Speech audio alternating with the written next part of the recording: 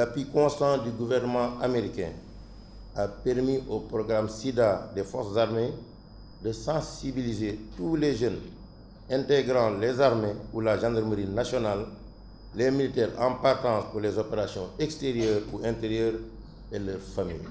Cependant, des efforts restent à faire pour consolider les acquis de prévention dans la lutte contre les nouvelles infections chez les forces de sécurité, toujours vulnérables du fait de leur mobilité interne et externe dans les zones de conflit. Il faudra aussi renforcer la prise en charge des personnes vivant avec le VIH dans les structures de santé des armées pour aider notre pays à atteindre les 3,90 objectifs fixés par l'ONU-SIDA pour 2020. En juillet 2017, 2 conteneurs de 40 pieds nous ont été remis à titre gracieux au profit des armées et de la gendarmerie nationale.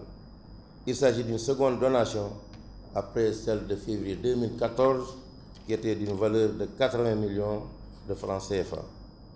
Le matériel médical dont nous procédons aujourd'hui à la réception est d'une valeur de 642 950 $ US, soit environ 400 millions de francs CFA.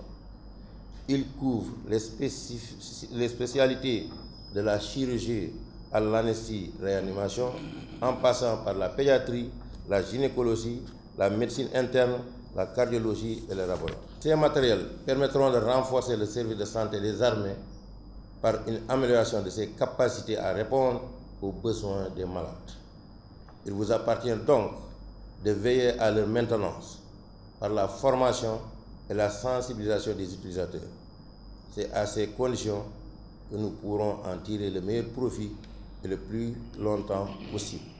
Cet appui au ministère des Forces armées, nous espérons améliorer la prévention et le traitement du sida et du VIH, tout en soutenant les laboratoires chargés de la surveillance du VIH-sida dans le pays.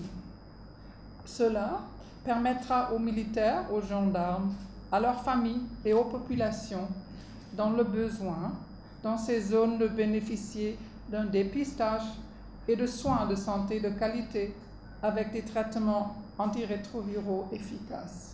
Il s'agit d'arriver à la réalisation de l'objectif du ministère de la Santé de 0 nouvelle infection par le VIH, 0 décès liés au VIH-Sida et 0 stigmatisation et discrimination, conformément au plan stratégique national de lutte contre le sida.